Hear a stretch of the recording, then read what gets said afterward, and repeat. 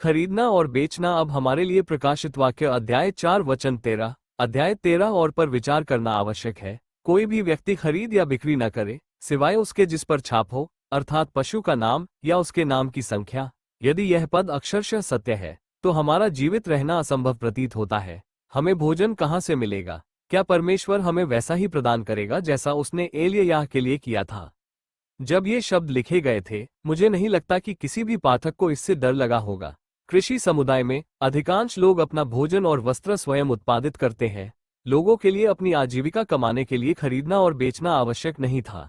मैं यह नहीं कह सकता कि यह पद अक्षरशः भौतिक रूप से पूरा नहीं होगा, लेकिन मेरा मतलब इसके आध्यात्मिक अर्थ पर भी विचार करना है।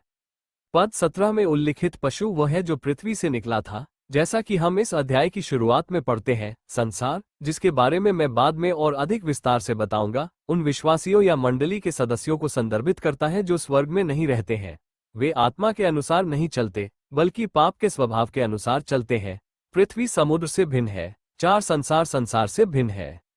समुद्र असंख्य अविश्वासियों और अधर्मियों का प्रतिनिधित्व करता है। प्रकाशित वाक्य अध्याय 17 वचन 15 देखें। संसार उन लोगों का प्रतिनिधित्व करता है जो संसार में मसीह के साथ बैठे हैं। हम कह सकते हैं कि संसार भौतिक मंडली का प्रतिनिधित्व करता है। भौतिक मंडली खरीद फरोख्त से भरी हुई है। बाद में प्रकाशित वाक्य की पुस्तक में इसे वेश्यावृत्ति के रूप में संदर्भित किया गया है। संभोग पति और पत्नी के बीच एक गहरा और अंतरंग कार्य है। ये ईश्वर के साथ हमारी संगति की एक तस्वीर है। कोई भी वेश्या इस काम का इस्तेमाल गलत उद्देश्य, पैसे कमाने के लिए, विवाह के बाहर करती है। इतिहास दिखाता है कि चर्च ने भी इसी तरह से व्यवहार किया है। इसने ईश्वर की चीजों को लिया और उन्हें पैसे के लिए बेच दिया। पिछले वर्षों में पुजारियों ने पापों की क्षमा के बदले में पैसे लिए हैं। चर्च अपनी सेवाओं और एकत्र किए गए करों के कारण अविश्वसनीय रूप से समृद्ध हो गए हैं।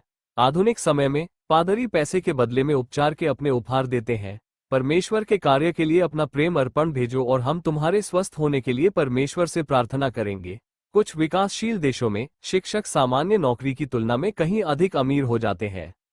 आगे की जानकारी आपको ऑडियो में सुनने मिलेगी। अधिक जानकारी के लिए धन्यवाद।